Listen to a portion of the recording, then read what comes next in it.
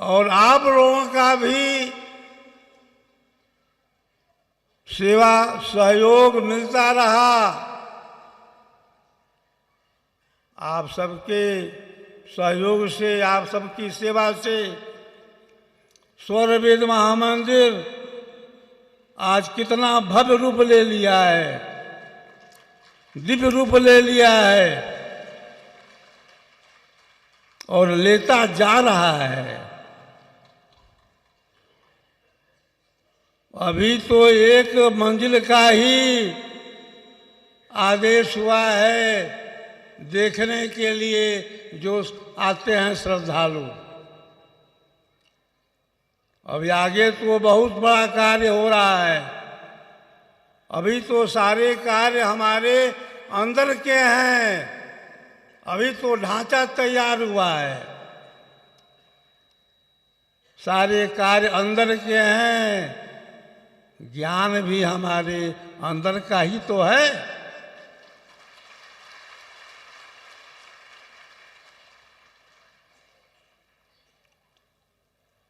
स्वर वेद निर्माण का कार्य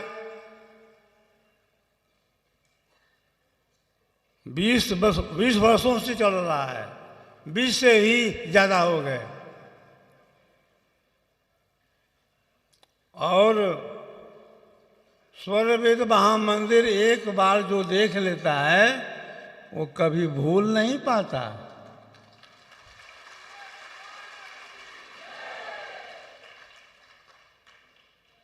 देश के प्रधानमंत्री नरेंद्र भाई मोदी जी पधारे थे। क्या कहे थे कि मैं तो मंत्र मुग्ध हो गया हूं।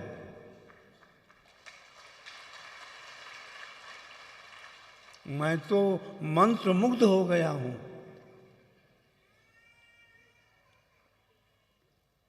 एक राधा स्वामी मठ के बड़े गुरु पहुंचे थे प्रधानमंत्री महोदय जी से मिलने। तो बातों हुई, बात में उन्होंने कहा कि मैं अब यहाँ से जाऊंगा काशी विश्वनाथ धाम। तो हमारे प्रधानमंत्री महोदय जी क्या बोले उससे कि देखो, काशी विश्वनाथ धाम तो तुम जाना ही, लेकिन स्वर वेद मंदिर जाना भी। स्वर वेद मंदिर नहीं भूलना।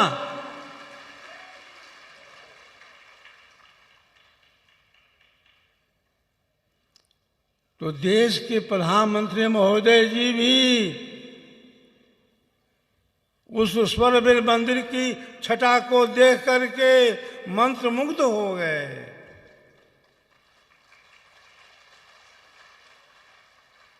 बहुत से लोग हमसे कहे कि प्रधानमंत्री जी जहाँ एक बार जाते हैं दोबारा नहीं जाते हैं, लेकिन आपके यहाँ तो दो बार आ गए। यह बहुतों के लिए आश्चर्य का विषय बना हुआ है। तो बंधुओं, अपना जो ज्ञान है हम लोगों का विहंगम योग का, इस ज्ञान का आधार जड़ नहीं है। यहाँ अंधकार नहीं है, अंधभक्ति नहीं है। यह तो साधना वैज्ञानिक है, विज्ञान सम्मत है, विज्ञान से जुड़ा हुआ है। हम साधना करते हैं और हमें अनुभूतियां भी होना शुरू हो जाती हैं।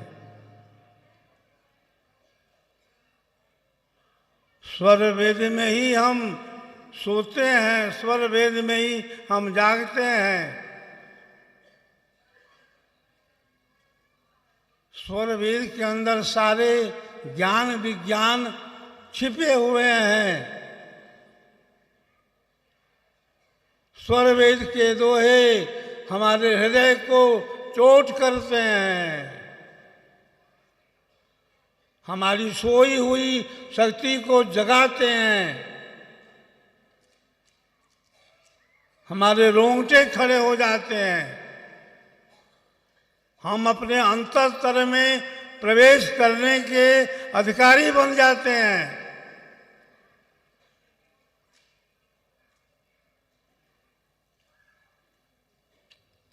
आज का दिन वह दिन है जिस दिन भूमंडल के आध्यात्मिक सूर्य का अस्त हुआ।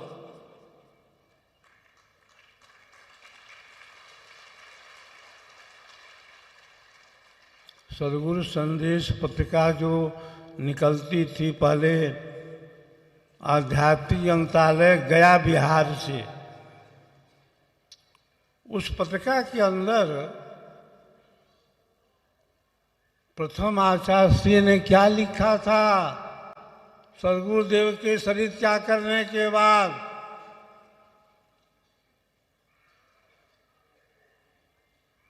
कि आज माघ सुदी नवमी गुरुवार के दिन महाकुंभ के अवसर पर भूमंडल के आध्यात्मिक सूर्य का अस्त हो गया।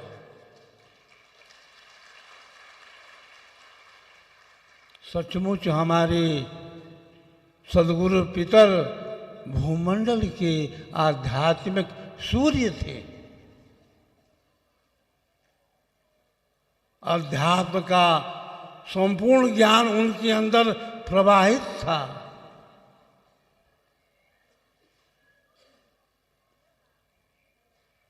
हमारे परम आराध्य इष्ट सदगुरु कितने साधकों की साधना में अनुभव कराया, कितनों का बंद द्वार कपाट खोल दिया, कितनों के अंदर सुषुम्ना प्रवाहित कर दिया, उनकी ब्रह्मनाड़ी खोल दी। पाट बंद है गगन का, पाट बंद है गगन का। तो पाट, जब तक पाट बंद है, खुले अधर किवाड़ जब, खुले अधर किवाड़ जब, अंट मिटे अधियार। सदगुरु वही है जो हमारे बंद कपाट को खोल देता है, हमारी सोई हुई शक्ति को जगा देता है, हमें अर्ध से ऊर्ध्व कर देता है।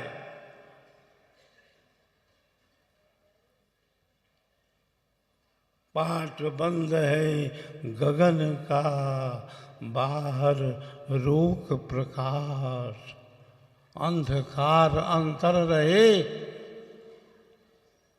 जब तक शरीर के अंदर अंधेरा है तब तक ज्ञान कहाँ है? सदगुरु जी उस अंधेरे को दूर कर देता है, भगा देता है।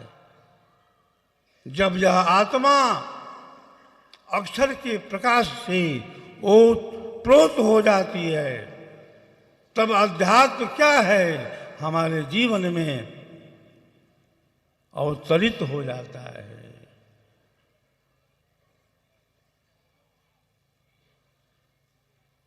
तो अध्यात्म को हम आसन प्राणायाम की सीमा में नहीं बांध सकते। अध्यात्म कोई डांस नहीं है, नृत्य नहीं है, संगीत नहीं है।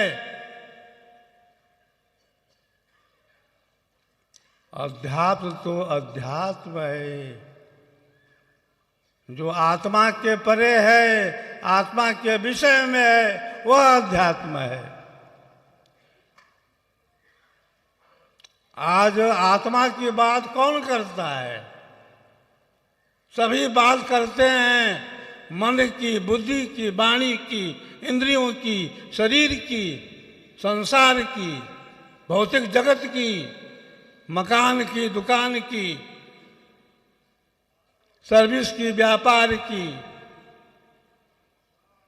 आत्मा की खोज कौन करता है? आत्मा के विषय में कौन सोचता है?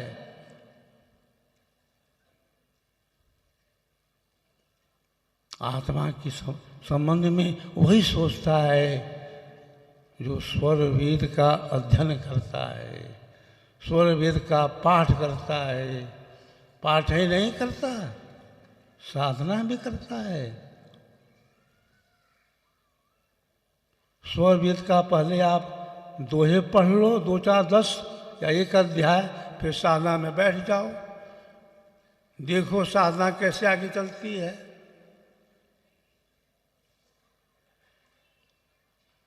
साधना में आगे बढ़ने के लिए स्वर वेद के दोहे बड़े उपयोगी होते हैं।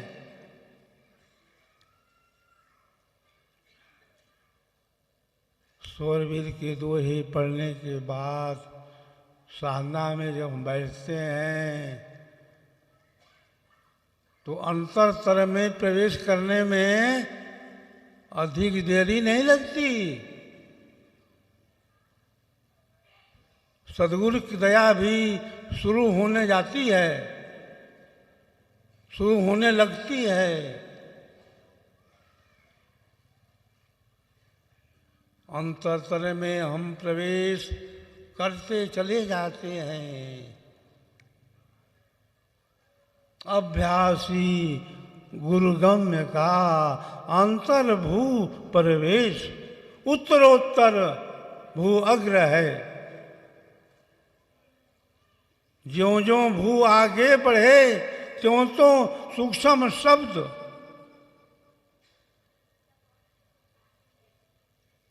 तो साधना में निरंतर बढ़ना है तो हमें सद्गुरु को याद करना है, स्वर वेद के दोहे पढ़ना है। सद्गुरु को याद करके स्वर वेद के दोहे पढ़ करके साधना में जब आप बैठेंगे तो निश्चित है आपकी साधना उत्तरोत्तर आगे बढ़ती जाएगी। आप अपने अंतर में पढ़ते जाओगे।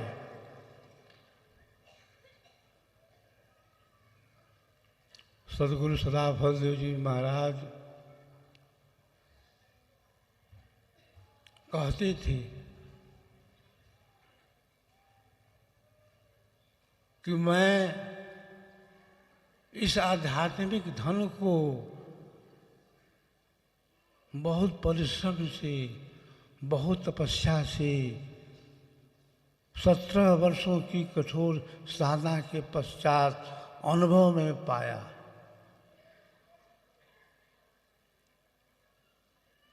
आज ये विहंगम योग हम सबके लिए कितना सुलभ बना दिया है हमारे सद्गुरुदेव ने।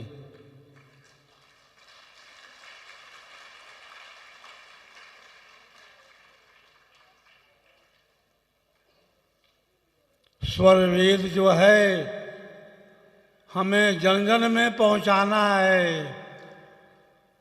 मन मन में पहुंचाना है, घर घर में पहुंचाना है।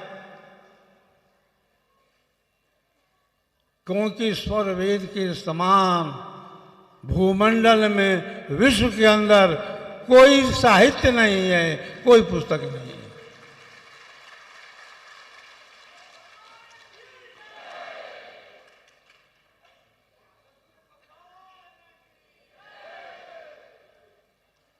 सद्गुरुदेव कहते थे कि अभी तो समय नहीं था मेरे जाने का, अभी तो मुझे बहुत कार्य करना था, लेकिन अब तो आकाशवाणी से शब्द हो रहा है, अब तो मुझे जाना पड़ेगा। अब तो हाई कोर्ट का फैसला हो गया है, अब ये शरीर रहने वाला नहीं है। सदगुरुदेव ब्राह्म मुहूर्त में अपनी पर्णकुटी में बैठे थे। कोई कहता जा रहा था कि हमको जाना था अपने घर, हमको टिकट ही नहीं मिला, हमारी गाड़ी छूट गई, टिकट नहीं मिला। तो स्वामी जी पर्णकुटी से बोले कि हमको तो टिकट मिल गया है,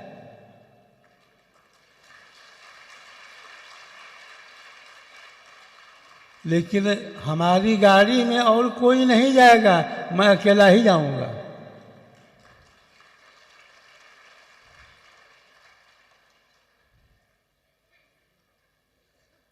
सदगुरुदेव झूसी की गुफा में बैठ करके भारत के सभी शिष्यों को देखते रहते थे।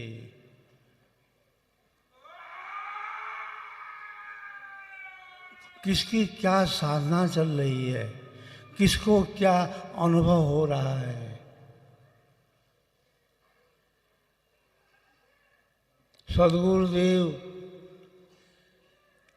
पर्णकुटी में बैठ करके आध्यात्मिक प्रयोग करते थे और कहते थे कि विहंगम योगी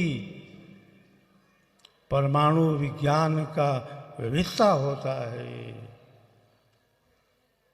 परमाणु विज्ञान ऋषियों का विज्ञान है। परमाणु विज्ञान योगी बैठे बैठे अपनी आध्यात्मिक शक्ति का संचार सुदूर देश में करता है।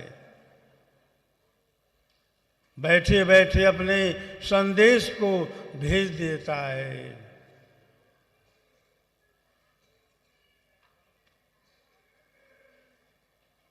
स्वामी जी कहते थे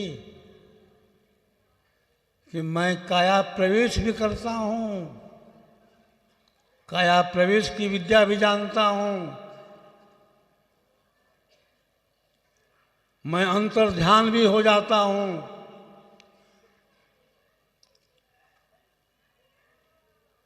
सदगुरुदेव कहते थे अगर तुम्हारे मन की बात बता दूं तो तुम मेरे पास रह नहीं पाओगे, चले जाओगे।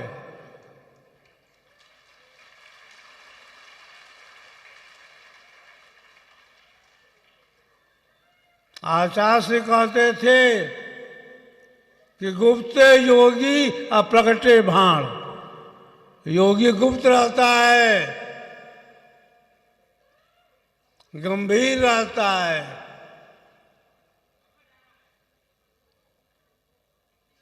विहंगम योग के अंदर कोई सिद्धि नहीं है, विभूति नहीं है। अरे सिद्धि विभूति तो प्राकृतिक संत करता है।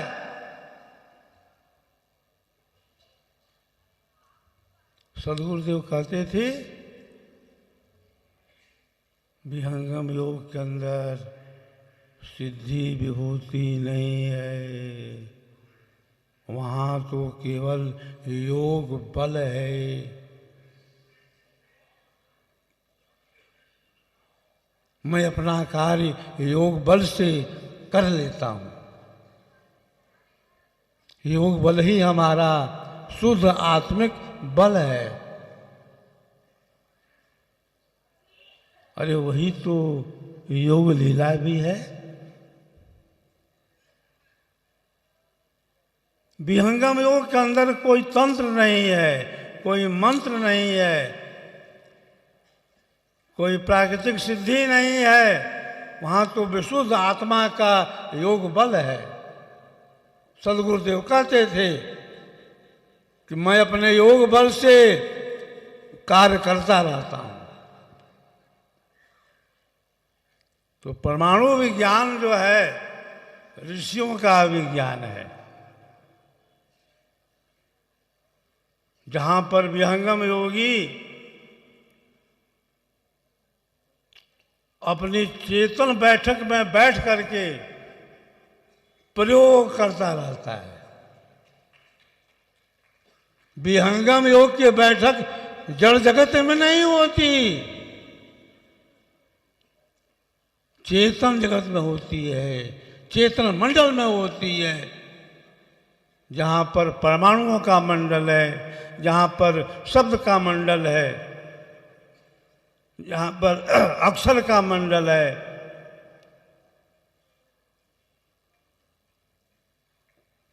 सदगुरुदेव को परमाणु विज्ञान का पूर्ण ज्ञान था और उसका प्रयोग भी करते थे।